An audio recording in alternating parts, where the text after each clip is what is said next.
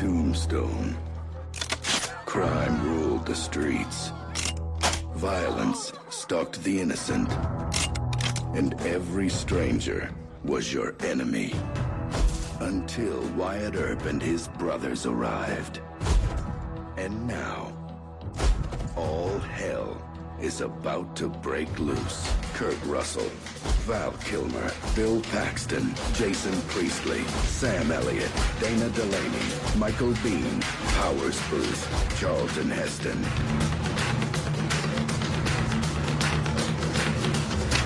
You gonna do something or just stand there and bleed? Justice is coming to Tombstone.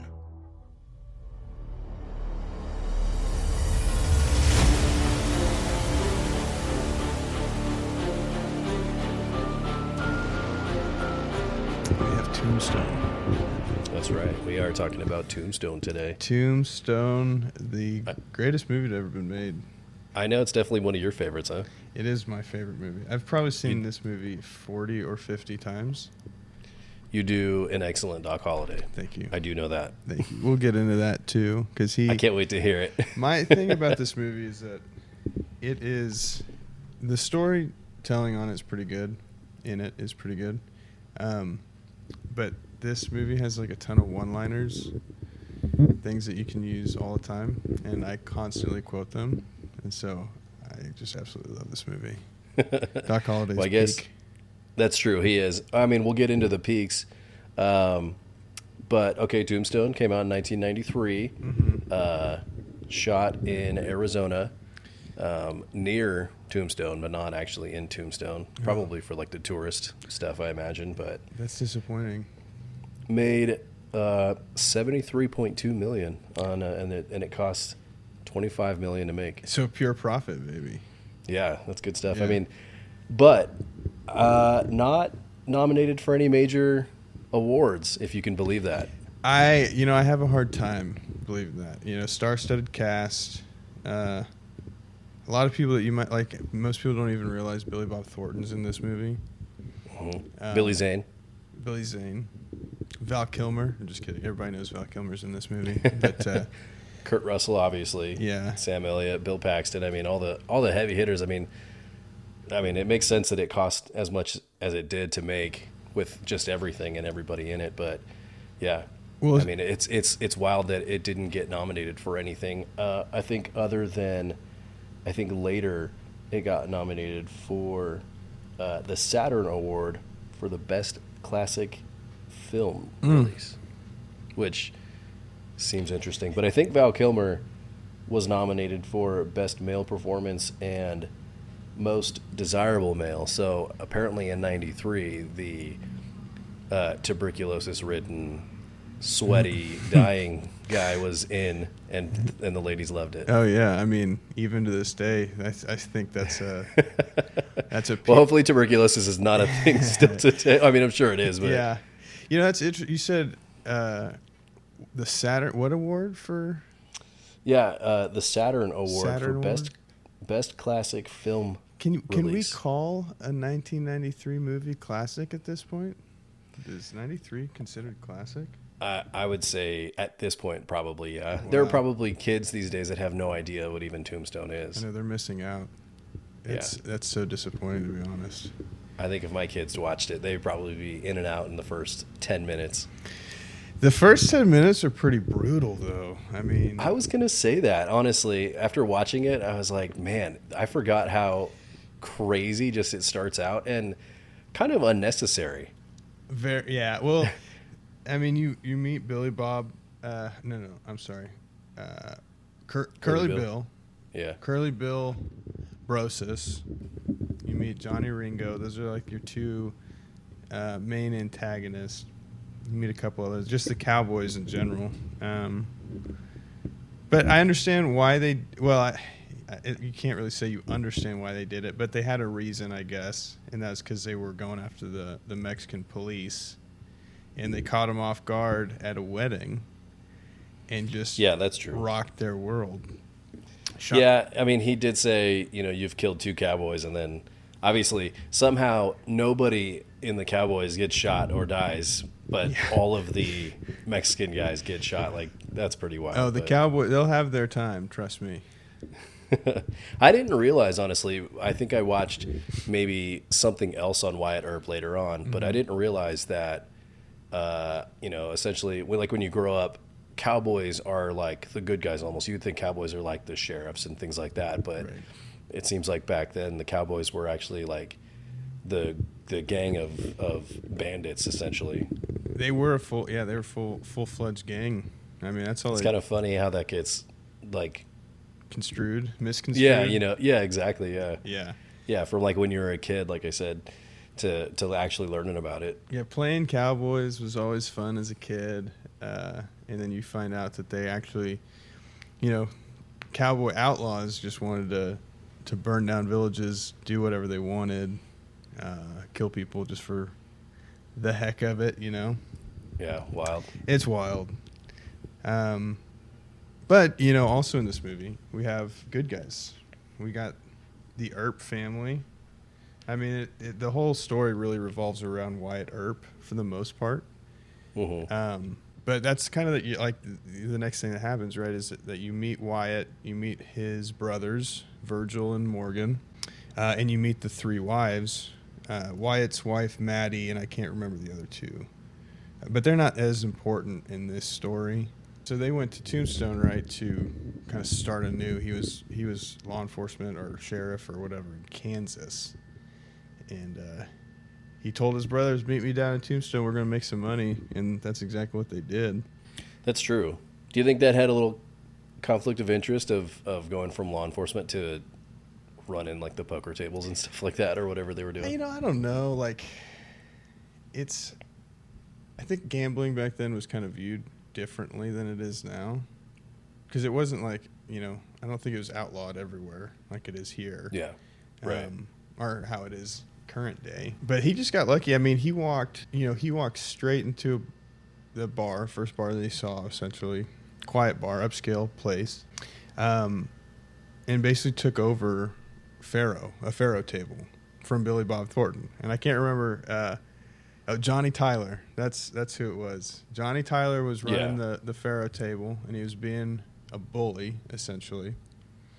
And Wyatt Earp, walks up to him. You're sitting in my chair. And then it just came over from there. I think I read something funny about that. So Billy Bob Thornton's lines were all ad-libbed. I think he was literally told to just bully him. Yeah, so, I mean, he went in blind, and being the great actor that he is, I mean, obviously all that was just like off the top of the dome, which was cool. Yeah, I'd be surprised. I'm curious if Kurt Russell's lines were improvised too, because he said some really off the wall stuff, like skin that smoke wagon and see what happens. Like, who comes up with that? Yeah, that's true. Just a wild statement, but. Well, I know that they had initially the guy that wrote, and I think that was going to direct the movie, Kevin Jari. He was only in it for like 4 weeks. I think he got replaced like 4 weeks in. So I think a lot of the stuff was like previously written through him, and then for whatever reason, I just think maybe it just wasn't vibing, and they got rid of him. They got a new director, and he came in, but from what I hear, I think like I've seen some interviews and stuff with like Val Kilmer and stuff, and he was saying that like Kurt Russell is actually the one who kind of was actually directing it and keeping the movie going. Oh, interesting. And maybe wasn't allowed to say anything until George Cosmatos passed away, and then finally I think once he died, it was like, oh hey, like I actually directed this movie and kept it flowing and everything like that. But yeah, it's I have heard that movie had two directors. I didn't know that it was only the first director was only there for 4 weeks. But it was always curious to me because the first half and the second half of this movie have two like really different themes, in my opinion. Yeah, it almost feels like two different movies. It feels like two different movies, or like one's a sequel, right? Like the first half before, spoiler alert, we're going to jump ahead just a little bit, but spoiler alert from 93. Yeah. But before Morgan gets killed, right? Wyatt's youngest brother. It seems more like a poetic drama, the first half of the movie, and then the second half of the movie is just an all-out action-packed, beast. Like a true Wild West almost. Yeah, like a true Wild West. Like people are getting murked left and right. Just gunslingers. Yeah. So, the first half is more almost Shakespearean in my opinion. I could see that. And the second half is definitely more action packed, but all together it works really well. I read that they had to shoot this obviously in Arizona, but in 134 degree Oh man, I believe that. Yeah. And all the costumes and everything like that, all like the wool costumes, like that is nuts. I mean, I can't believe. I'm sure guys were passing out left and right or hurting, heat stroke or something like that. It makes you think, right? Like the people of that time, like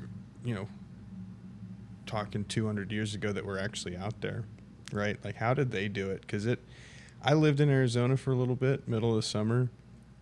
125 was the hottest I ever saw, but that's really hot. And to live in a place with, we're lucky we have AC and running water and all that stuff. Yeah, for sure. But to live in just the middle of the desert, essentially, I couldn't do it.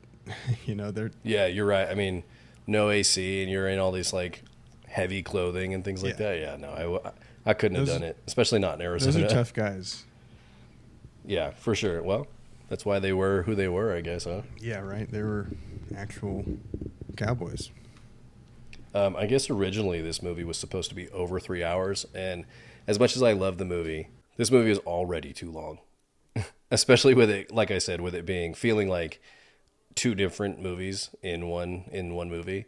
It's definitely too long. I mean, there are definitely scenes I could have done without. And like the Billy Zane stuff and like things like that. It's like, okay, that's not necessary, but Billy Zane had too many lines in this movie. That's for sure. Like his character was just not important whatsoever. I think Billy Zane, I mean, he was important. He was important in Titanic, but he wasn't the guy. And I think he thought he was the guy in Titanic. Yeah. He thought he was the main character and he wasn't. So Yeah, that's pretty funny. Now, a couple scenes, just going off my list here, because I did it in chronological order, best I could. So I have, the wedding scene that we start off with, meeting Wyatt and his brothers at the train station. And then right after that, you get to meet Doc Holliday, and we've already kind of touched on him a little bit. But Doc Holliday, in my opinion, is the one of the best characters to ever be and I know he's a real person, but Val Kilmer's Doc Holliday is one of the best characters to ever be produced on film, hands down. End of story.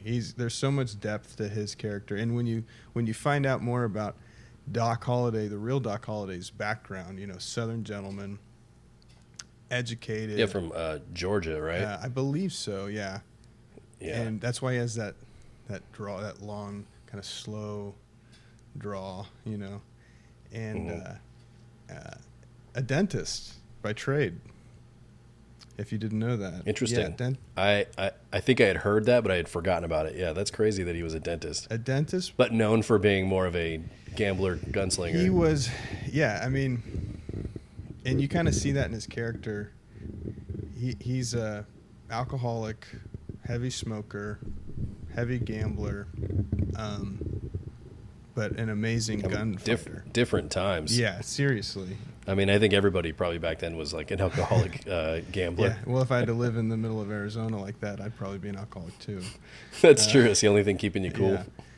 But, yeah, you see that in his character, right? Like, he loves to gunfight. He loves to fight, whether it's knife or gun. You see that in the first scene when you meet him. He's cheating at gambling, essentially.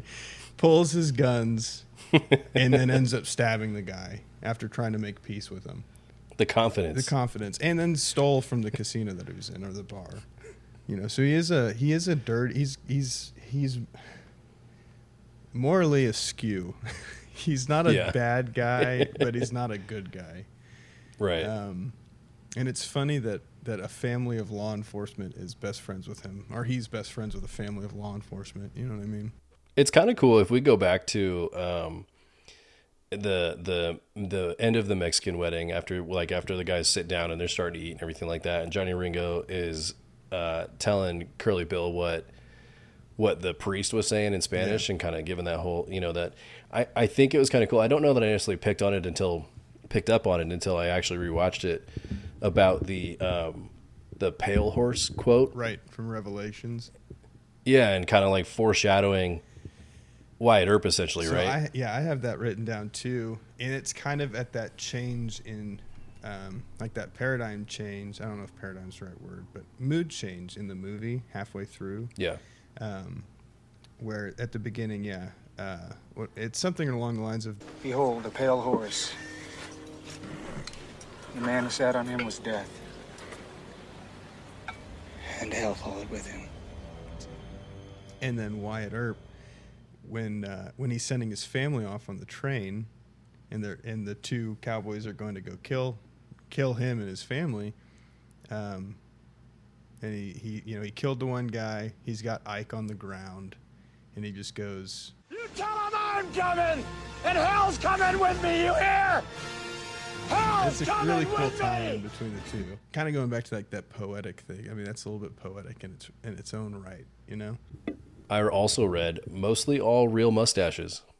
All those guys, the mustaches. Yeah, I think there was one guy who probably had another part that he had in another movie that he couldn't grow one out. But yeah, I mean that's pretty sick. Yeah. I wish I could grow a mustache like that. I have a mustache, or I have a beard, obviously, but mustache alone, I wish I could pull just the mustache off. I've seen you pull the Doc Holliday mustache off. I think you could do it. It's tough. It takes a lot of work out of what I got going on, but I kind of got a little bit of it going on now. I just need some sculpting. I mean, he gets that long drawn out, Do you think they have like mustache wax in the 1800s? They probably Or had something equivalent. Yeah, they probably had something. I mean, they had opium that you could buy over the counter there, or opiate. That's true. Some cocaine gum. Yeah, they had cocaine gum, but then they also had that stuff, laudanum, that Wyatt's wife was addicted to. Oh, yeah. I do want to address something about this movie real quick, too. Like, within the first 15 minutes of the movie, you see Wyatt already wanting to cheat on his wife. I know. How did he spend this entire time with her, if he was faithful to her? But then, they like get to Tombstone, and then he sees the new girl. Yeah, and they end up living in real life. I think they were together for like 40 something years after everything. Yeah, and so he made the right choice. And Maddie died of an overdose like a couple years after she left Tombstone. Kind of went about it the wrong way, but ultimately, I think made the better choice. Yeah, you can't condone cheating, right? Like cheating's No, bad. never. But Right. But Maddie was not. Maddie was kind of dreadful to be around. It sounds like. I thought it was kind of cool that they had a Wyatt Earp descendant on set. I think he ended up getting a part. He played Billy Claiborne, played by Wyatt Earp III, which is pretty cool, actually. So you get to play on a movie about one of your ancestors. Like, that's super cool. And I guess that obviously helps keep the historical stuff on par. Kevin Costner was originally supposed to be... I think they wanted him originally to play in this movie, but he was doing another Wyatt Earp movie, and I think he chose the other one. Well, he chose wrong. Yeah, I think he did too. I mean, Costner obviously is a huge star, and definitely big at that time. But yeah, I mean, it's kind of interesting. Do you think it would be the same movie? He's a little more. He seems a little more. I don't want to say heartfelt, because there's definitely movies where he is standoffish and can be kind of cold and everything like that too. But I don't know. There's something about Kurt Russell that he just kind of he has a I don't care attitude. I think Kurt Russell. I mean, obviously it's his role, right? Like, he did it the best. He's known as Wyatt Earp. That's funny that he's known as Wyatt Earp when Kevin Costner played Wyatt Earp in another movie. Yeah. Yeah, but I don't think, unless I've just never seen it or never don't remember it. Yeah, I was I always just think of Kevin Costner. I'm sorry, as Kurt Russell. Kurt Russell as Wyatt Earp. But Kevin Costner had his cowboy time. He was what's his face in Yellowstone. That's true. I didn't get to see, or I haven't gotten around to watching Yellowstone yet.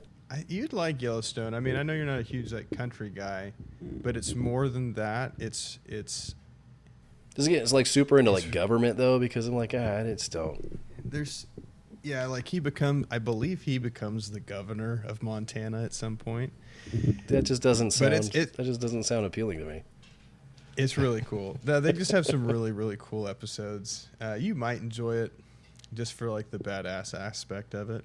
Maybe I'll finally get around to checking it out. Yeah, I mean it's worth checking out. I don't think even if you watch the first or second episode, you'd feel like it was wasted. Even if you didn't like it, I think you'd still be like, oh, that's actually That's true. Another what if Willem Dafoe as Doc Holliday. Does that upset you? Oh, Can you imagine Val Kilmer not being Doc Holliday? You know, I can't. Not in that movie. What a weird thought process to want Willem Dafoe as Doc Holliday. I don't know. That just doesn't make sense to me. And maybe it's because I didn't know a lot of his earlier stuff. I mean, he was kind of wild in Boondock Saints. He was he was wild in as the Green Goblin in Spider-Man. That doesn't say anything about Doc Holliday to me. Yeah, I mean, Willem Dafoe's a great actor, like hands down. I don't think anyone can say he's bad at his craft. Sure, but is he a Wild West guy? I don't think so. No, I think he does really good at, kind of creepy psychopaths guys. Yeah, like maybe he could have been one of the cowboys. He could have been. You know, he could have been Curly Bill probably. Yeah, I could see that. Just a little bit that more I could twisted. see. Yeah, a twisted version of Curly Bill. And then we got Mickey Rourke was almost Johnny Ringo, and he turned it down. Mickey Rourke. Yeah, I don't know any. I don't really know any of Mickey Rourke's. Not off the top of my head, his big parts. See, the thing about Johnny Ringo though is he's a bad guy, but in a way he's kind of likable, right? Because he's intelligent.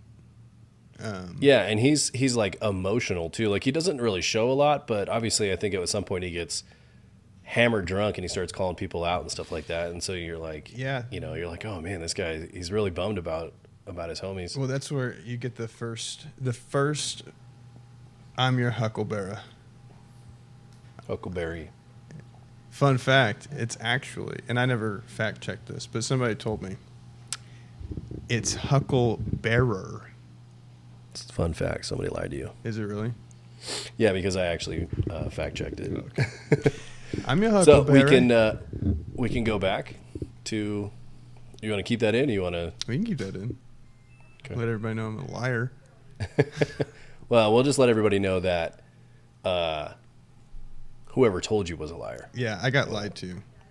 So yeah, actually, you're right. You know, you do get the I'm your Huckleberry, and obviously meaning if you want to fight, I'm your man. If you want to dance, I'm your partner, kind of thing, which is super cool. Going back to the confidence of Doc Holliday and that he's just like, you think he knows that he's dying, and so he's like, I don't care. Yeah, well, and that whole interaction, because that's in the first half of the movie. That ties in to the very end of the movie too.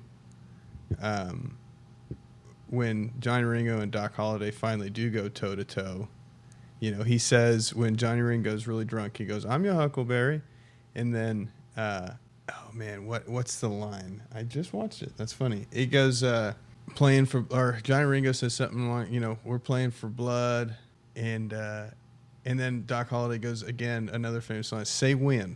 Say when. There it is, ladies and gentlemen, the first of Matt's Doc Holliday. Yeah. First of many. Say Hopefully.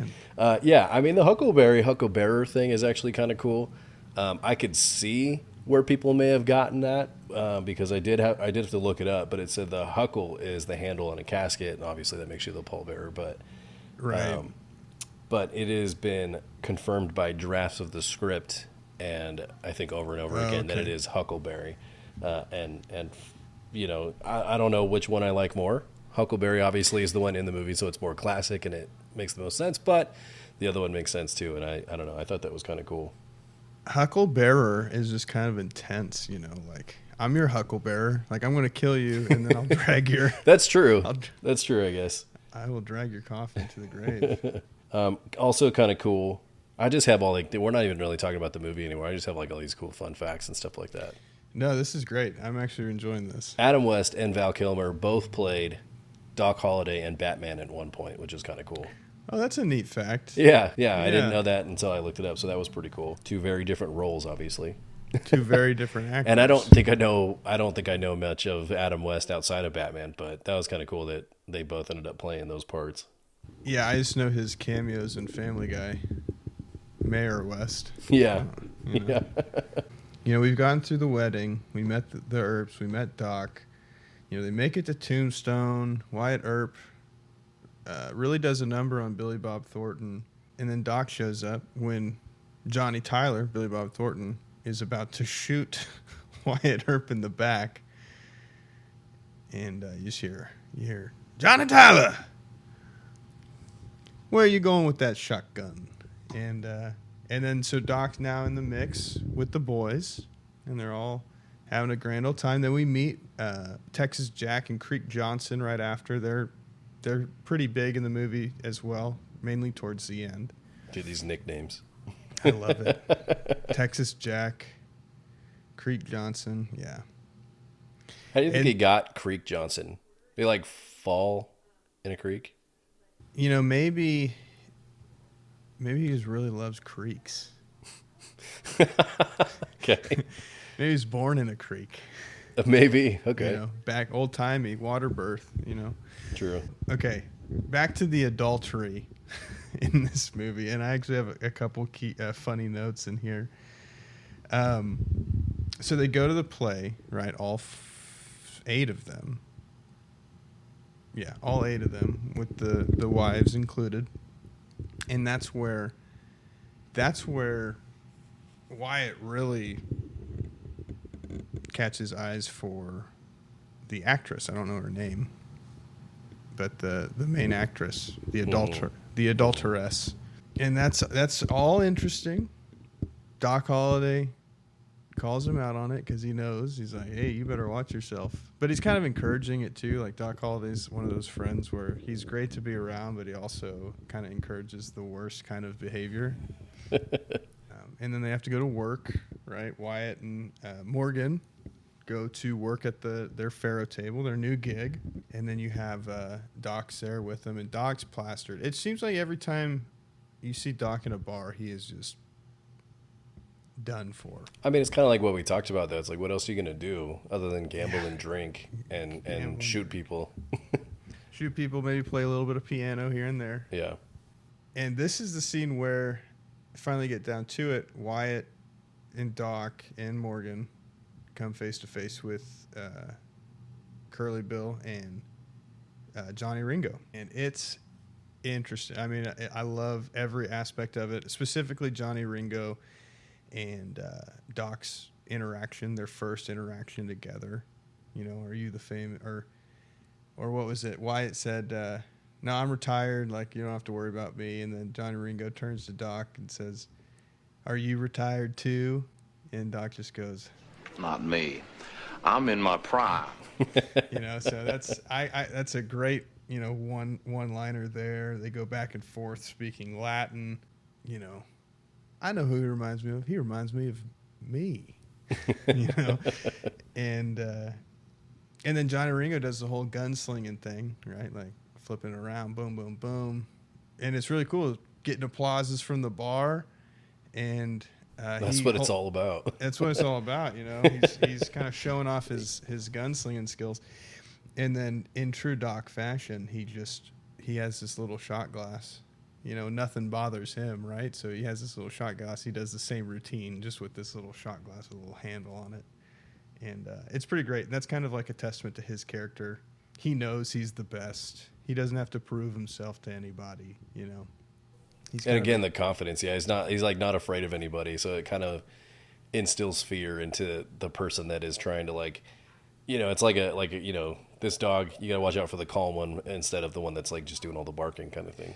Right. Yeah. Like if like act like you've been there before almost, right? Exactly. Yeah. Yeah. Which he has That's true. many times. I'm sure they both probably have as gunslingers. I mean, Yeah. But as you see, and again, skipping forward to the very end of the movie, Doc Holliday is obviously the superior gunfighter when it comes to him and Johnny Ringo. And Johnny Ringo is truly scared of him at the end, when he does finally meet his end. The whole, my fight ain't with you, Holliday. yeah. And Doc's like, I beg to differ, sir. We, what was it? We started a game we didn't get to finish or something along those lines. So, yeah, he is. I mean, Doc Holliday's the baddest person in that movie, hands down,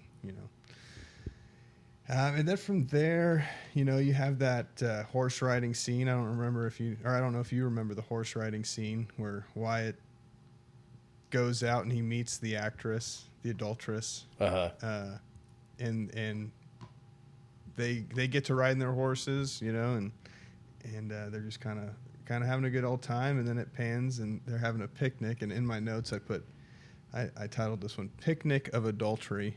I don't know if anything happened, but they were getting awfully close for just a couple strangers. It definitely happened. And But also, I could have done without any of that. it's not integral. No, it's not. Not like, to okay, I the get, greater you got to story. throw the love scenes in there and stuff like that. But yeah, man, it's just like, no, let's keep it. Let's keep what we're doing. Yeah, they could have done without it. I mean, for a historical historical component, right? Like he did end up marrying her, so I understand Sure. Yeah. having her in there a little bit. But this movie's really not about that. It's got some love elements to it, but it's really just a cool Western, like kind of what you think every Western should be, in my opinion. It's more about like friendship. If you think There's about a it. lot. Yeah, there is a lot of friendship in it's this. it's a lot of like, I got your back, you killed my boys, so now I'm going to kill you kind of thing. Mm-hmm. And, they came after me and I'm going after you. Yeah, it's just like West Side Story. No, I'll take your word for it. I'm just playing. Yeah, and in that picnic with all the personal questions like, are you happy? What's your dream? Stuff like that. It really upsets Wyatt, and he goes back home to his wife, and he's trying to, she's high as a kite, and he's just trying to like dream with her, and she ain't having any of it, unfortunately. And then it pans back, and then back in the bar, right? So next scene, or one of the next scenes, is they're back in the bar, and Doc Holliday's playing piano, and he's drunk, and he has an altercation with one of the gentlemen. And that's a pretty good line too. Steven, Stink, and Foster. And then he says this is like Nocturna or something like that by Frederick effing Chopin. So it's that same air about him. He doesn't care, and he's drunk like always. What if he had busted out Great Balls of Fire? Because in Top Gun, obviously it's Goose, but Yeah. hey, That Val would've been Kilmer, amazing. piano. Yeah, right. That would have been. That would have lost some continuity issues there. But We've come across some movies that have some musical continuity issues. Yeah. Django. Knight's Tale, yeah. Knight's Tale. Yeah, we didn't even cover Django yet. I'm sure we will. I'm sure we but That's will. also a great movie. I don't know, too. that one might be rough. We can't quote it as much. I'm okay with that. Yeah, and so this is right around the time, right? Curly Bill. Even He Curly gets- Bill has a nickname. Like, I didn't see anything. Why is he curly? Curly mustache, maybe. I don't know. I don't think it was curly. It was laid pretty flat. Yeah, We don't you're have to right. go anywhere else that might be curly, but you never don't know. know It was 1800s. Yeah, I don't know why Curly Bill's named Curly Bill, but he gets high, right? Again, everybody gets high in this movie. And then he shoots Fred. The marshal, right? Marshal Fred, I don't remember. Fred White, I think. And the sheriff, this is where we see that the sheriff, I guess he's the county sheriff, Behan, is lame. Like, he's kind of a pansy. Yeah, he definitely is. He's a weenie. Yeah, because he doesn't do anything. He just lets it all happen. Yeah. He lets it all happen. I think he kind of has that power high, like I'm just, I'm county sheriff. I can do whatever, kind of like he's a celebrity. Yeah. Yeah. But no, he sucks. He's really terrible. He's a celebrity in his own mind. Yeah, he is a celebrity in his own mind. And then, okay, so following this, Fred dies. Wyatt goes out there, knocks out Curly Bill. He's holding him by the collar. And then all the cowboys kind of, they encircle Wyatt. And this is where one of the coolest lines, like coldest lines in the movie comes from. It's a Wyatt Earp line. Ike, who is also a huge coward, is Ike Clanton. He's telling them, like, turn them loose. And they start coming in. And Wyatt cocks his gun, puts it straight up to Ike's forehead, and goes, your buddies might get me in a rush, but not before I make your head into a canoe. And that's just the coolest line, I think. Like, and he wasn't bluffing, and Ike's like, nah, he's not bluffing. And Doc Holliday comes out all drunk, and the one guy's like, oh, look, the drunk piano player. I bet you're so drunk you're seeing two, and pulls out a knife. And then Doc goes, I've got 2 guns, flips them around and goes, 1 for each of you. And it's just, both those lines are just really, really cool. I think that one's one of my favorite ones that you do. Yeah, I've got 2 guns, 1 for each of you. And and then after that, some time goes on. Everybody's kind of seeing the death and destruction that the cowboys cause in the town. And then Virgil, the oldest Earp brother, finally he's like, I've had enough. There's an incident at the schoolhouse. He had to save a kid basically from getting run over by a wild horse, or not wild horse, but just a horse. And so he becomes the law, right? He becomes whether it's sheriff or whatever. He becomes. Yeah, I think that was like, because obviously he has the history in being a sheriff and everything like that, but you just kind of knew it was coming, honestly, that he was just going to take over this town. Yeah, you had to, right? Like, he was so upset about it. They're profiting money, right, where people are getting injured and taken advantage of, and he just wasn't having it, which I get.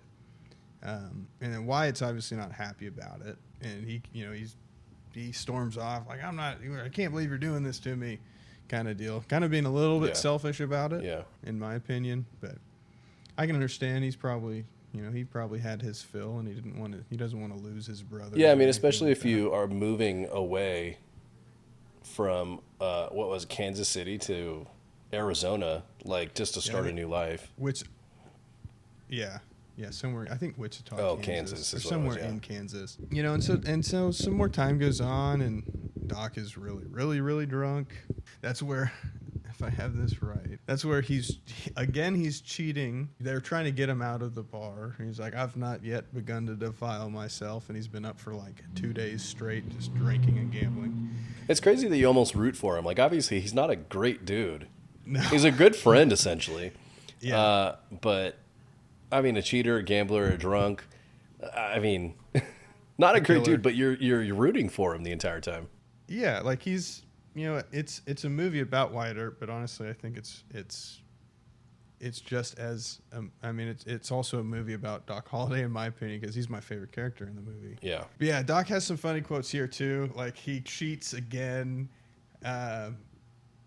He flips over his car. He's like, "Oops," like kind of taunting it, throwing it in their face a little bit. And then, he's playing with Ike Clanton. Ike's upset about it. And he goes, Ike, maybe poker's just not your game. Oh, I know. How about a spelling contest? Like, he's questioning just his like intelligence. Egging him on, yeah. Yeah, so that's all, that's all fun and game. Ike's a super loud. And this is where you kind of see, like, Doc's health really take a turn. Because this is the first scene where you see him, like violently coughing up blood and stuff. Like, his lifestyle is definitely not helping with his health at all. Like, yeah, doesn't the doctor ask him to stop smoking, stop drinking, and, like, stop having sex? Yeah, exactly. He's upset about that. Yeah. And in Doc's, I don't know if her name's Kate, Big Nose Kate. In the movie, she has a regular sized nose, so I don't know. But Kate, her name's Kate, nonetheless. I don't know if they were married or just together or what, but she's also a terribly bad influence on Doc's health. He doesn't strike me as somebody that would like get settled down, so it's Yeah. probably just one of many companions. Well, right. She just happens to be the main companion in this movie. And maybe he's with her because she feeds into his addictions. Yeah, and that could be too. She probably doesn't live a healthy lifestyle either. But she definitely eggs him on, like, she knows he's dying, and she doesn't. I mean, she just tries to give him everything that he wants, essentially. Yeah. So yeah, Doc is dying essentially, slowly. Something else happens, and I can't remember, but Wyatt essentially becomes law enforcement at this point too.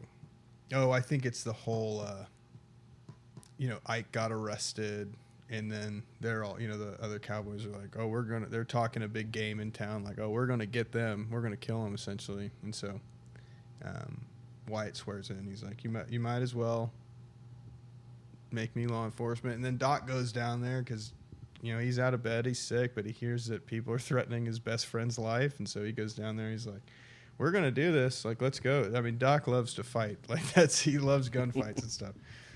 And so they go down. This is when the infamous OK Corral. And the whole fight's pretty intense. Like, they don't want to go down there to shoot up anybody, but they're carrying guns, and, Virgil had made it a law, essentially, like you can't carry guns in town just because there's too much violence. And so they go down there. It's very tense.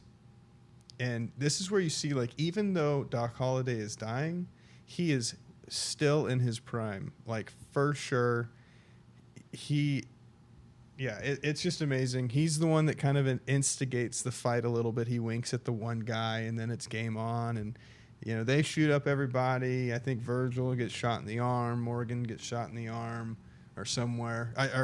I'm sorry. Virgil got shot in the leg. Morgan gets shot in the arm. Yeah. And then you also see, Ike Clanton again being a huge coward because he doesn't want to fight. And then he dips into the one building on the side there, takes a gun and starts shooting them. Yeah, he's just, Ike sucks. Ike Clanton sucks. I have a cool note about, maybe not cool, that OK Corral scene took 4 days to shoot. That's intense. Which, I mean, yeah, that's 4 whole days. Yeah. To shoot that one scene. I mean, obviously things probably got, shot up, or I mean, obviously they didn't use real guns or anything like that, but I mean, just as far as like maybe set goes and you're dying over and over again, it's like, man. 4 days just seems like a long time to shoot that scene, but it was you probably want to get it right. I mean, it's a pretty iconic scene, it obviously was you got to nail the historical part of it, so. Well, and it looked like there was a lot of effects during that scene too. Right? Sure. Like with the gunshots and the windows, and well, I guess the windows didn't get shot out, but they got broke out. So I bet there's a lot of effects going on. Maybe that's why it took so long. But it was a cool scene nonetheless, and that's also where you see Sheriff Behan is super lame. He was just lame before, but now he's extra super lame because he's hiding, right? Like, he's law enforcement, but he's hiding. And then he comes out there and he looks at the Earps and Doc, and he's like, "You're all arrested." And Wyatt's like, "I'm not going to let you arrest us today, Sheriff Behan." And I mean, yeah, so Sheriff Behan sucks even more. Then you go, Maddie shows up and he's staring at the actress. He doesn't even realize Maddie's there. She gets all upset, takes off. Yeah. You have the cowboy funeral. Women. You have the cowboy funeral where they're all dolled up and they were murdered. They were murdered. It's like, no, you guys are just bad guys that asked for it. Yeah. And then you get into the whole Johnny Ringo's drunk. I'm your Huckleberry, playing for blood. Say when, all that stuff that we already kind of touched on. And then it gets, this is where it turns really dark, right? It's literally a dark night. It's storming, lightning, rain. Virgil, the eldest brother, gets shot. The wives get attacked in their home, and then Morgan dies. He gets shot in the back when he's playing pool. And that's a really gruesome scene too. I mean, that's pretty graphic with bunches of blood. He dies in Wyatt's arm, and that sucks. He gets attacked. He pushes, both the actress and Maddie come to like comfort him, and he pushes both of them away, essentially like no. And then they leave, right? They leave town, but that's when Wyatt tricks the cowboys, and he shoots the one in the back at the train station.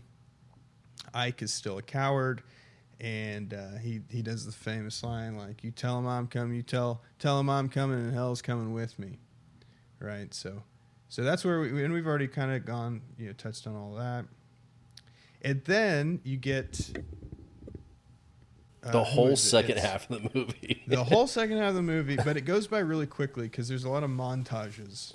Which I probably could have done without. A lot of the riding scenes I probably could have done without too. Like, yeah. Okay, we get it. It is kind of cool that some of a couple of the cowboy guys kind of switch teams at that point too.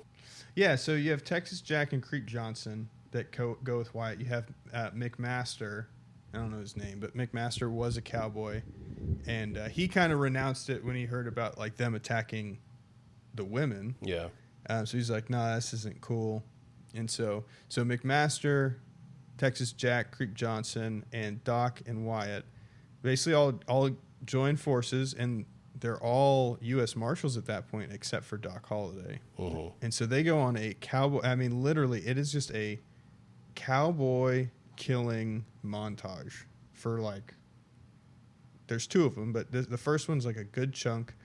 Then you have the river shootout where Wyatt kills Curly Bill. And this is a good one too, because Wyatt just has had enough. They're in a crossfire, and Wyatt just walks out into the middle of the river and fights Curly Bill 1-on-1, gets him, shoots him, and it's incredible that he didn't get shot. In the next scene, they're all the five guys are all hanging out by the creek, and they're talking, like, where's Wyatt? And I think Doc goes. He's down by the creek walking on water, like, kind of performing another miracle, I had read that Wyatt Earp actually did that in real life, that Really? He actually just kind of said screw it and just like walked straight. And I think they took I think one of the dying cowboys, I think before he actually died, kind of was telling the story about it. And yeah, I had kind of mentioned that, yeah, he actually did it, and it was amazing that he didn't get hit, and he just like didn't care. He just went for it and got him. That's crazy. Yeah, it's wild. And then, of course, you get the Ringo Holiday Oh, yeah. So duel. So you get, down by the creek, walking on water. That you also see, like, Doc Holliday's true loyalty to Wyatt, because he is dying, and he tries to die again on a horse. And they take him to that ranch where he can kind of like heal up, and that's when Johnny Ringo kind of challenges Wyatt. Doc, McMaster dies. He gets, essentially strapped to the back of a horse on a rope and like drugged through the desert until death. Yeah. And then they challenge Wyatt, and Wyatt doesn't show up in time, but Doc does, and that's where why Johnny Ringo looks like somebody just walked on your grave. And then they get after it and beans him right in the forehead. It's pretty awesome. I love it. At least You say beans him? Beans him. That's funny because the actor's name is Michael Bean that plays Johnny Ringo. Yeah, that is funny. That's pretty good. And then they have another cowboy killing montage. Of course, there wasn't enough. They kill all the cowboys essentially. Ike again is still a coward. Doc eventually does die. He succumbs to his tuberculosis, and then Wyatt reconnects with his lady love, and that's pretty much the movie. A really very short summarized version of the movie. They dance in the snow. I have one thing here that Val Kilmer had them put ice in the bed that Doc Holliday was dying on to kind of help with like the shaking and stuff like that. Oh, make it seem more real. Which is pretty cool. Yeah, that is really cool. I did not know that. What a movie. I mean, again, long, but a lot of the parts do seem necessary. But I mean, a lot of it just seemed completely unnecessary. I mean, I can't believe that it was supposed to be over 3 hours initially. And you know, and it's already too long for Well, me. But it's got to be at least 2.5 hours. As it I think it sits. is, yeah. A couple of last things. So yeah, so I have there was a late rewrite, I think rewrite, probably due to the new director and everybody else new involved and everything like that. But I guess Wyatt Earp was supposed to be walking away from the town alone, just like down on his lonely path and stuff like that. And that's where it kind of end. And I think they did it with some test audiences, and they weren't into it. There was no closure on anything. You didn't get to see Doc die. You didn't get to see, you know, him end up with the new lady or anything like that. Yeah. So I'm glad that they rewrote it. I think it's a better ending. You get a little bit more closure that way. Yeah, I agree. I mean, the ending's pretty good. It does tie everything together. Although Yeah. Doc dies, and that's sad, but it happened in real life, so you got to stay true to it, you know? Yeah. And then obviously some of the major players, I just was looking at their IMDb's and stuff like that. I mean, what a run for some of these guys. You got Michael Biehn. He's got Terminator in 84, Aliens in 86, Tombstone 93, and then The Rock in 96. I mean, that's a pretty good little run there. Yeah, seriously. Bill Paxton, you got Tombstone 93, True Lies 94, Apollo 13 95, Twister 96, and Titanic 97. Yep. Which is cool. I mean, that's a heck of a run too. Obviously, Val Kilmer, I looked at his IMDb. I feel like he should have been in a lot more movies that I know. But really, the real ones that stood out just kind of in that time frame were Top Gun in 86, obviously Tombstone 93, Batman 95, and Heat in 95. And Heat was sick. I hope we do a Heat episode because Heat's cool. Yeah, we'll have to do Heat because I don't think I've ever seen it, to be honest. It's a great movie. Good bank robbery movie. Yeah. I hope we do more bank heist movies. The Town's my all-time favorite movie, so I hope we do that one too. Yeah, we got time. We'll do some more. And then obviously you got, I mean, same thing I felt like with Kurt Russell was I looked at his IMDb and I'm sure some people know a lot more of stuff he's in, but me personally, he's got Tombstone. I didn't know that he voiced Elvis in Forrest Gump. I had no idea that was him. I didn't know that either. But I mean, those were the real only two that I recognized of that time. Obviously, as you know, some of the newer movies we know him in. But yeah, I mean, I think Michael Biehn and Bill Paxton probably have like the best run at that time out of the gang. But yeah, pretty cool. Pretty cool. Yeah, it was a great movie. Star-studded cast, great storytelling. A little bit long for some people, but still just an awesome movie. Would watch like a 10-episode Netflix series on it. That would be cool.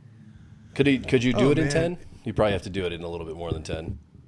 What, like a documentary, or if they just retold the story in a like 10? a retelling, but maybe you get different episodes, like in a day in the life of like Johnny Ringo, or Doc Holliday before Tombstone kind of thing. Yeah. They could definitely do it. I think it'd be really good. You just have to get the right people to do it. Yeah, that's true. That'd be hard shoes to fill at this point. Yeah. But anyway, well, right on. That was fun. Thanks for letting us ruin your favorite movie, everybody. We really appreciate it.